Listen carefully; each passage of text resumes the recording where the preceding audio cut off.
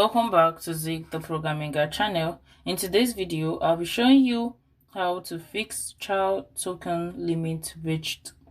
So I'll be showing you multiple ways to actually fix it, right?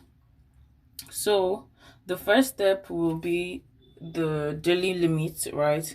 You have 24 hours to actually elapse and finish up the token for the day. So all you need to do is try to close up the app and reopen it again, and you are going to start using the daily token.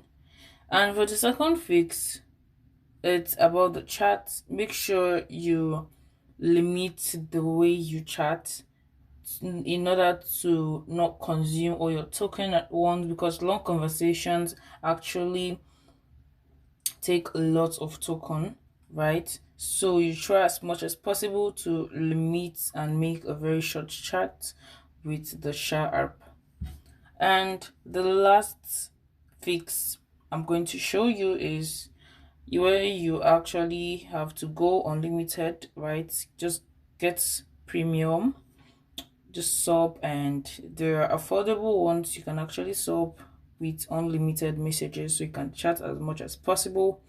So these are the three fixes you can use to fix your child token limit switched.